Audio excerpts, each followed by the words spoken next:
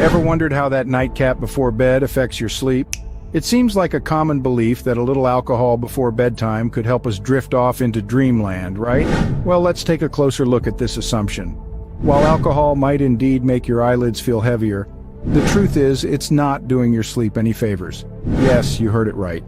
Alcohol, paradoxically, while helping you fall asleep, can significantly compromise the quality and duration of your slumber. You see, alcohol can lead to a lighter sleep and increase the chances of you waking up frequently throughout the night. So, even though you might fall asleep quickly, the journey through the night becomes a bumpy ride filled with interruptions. So it's clear that alcohol and sleep have a complex relationship. Let's delve deeper into this. You might be wondering, how exactly does alcohol affect our sleep? Well, let's dive in.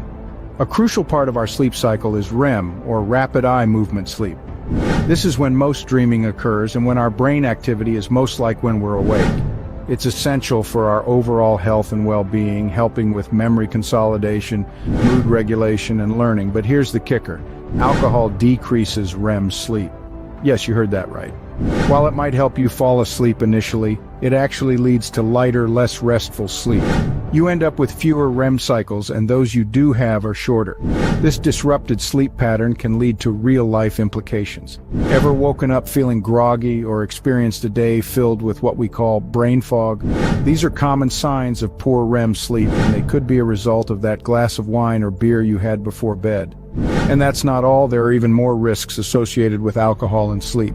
Did you know alcohol could be the culprit behind that snoring problem? Yes, you heard it right.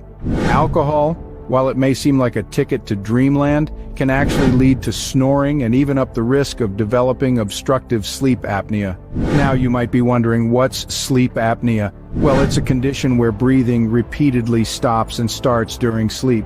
It's not just about the disruptive noise, it's a serious health concern. Those suffering from sleep apnea often experience daytime sleepiness, irritability, and it can even lead to more serious heart problems down the line.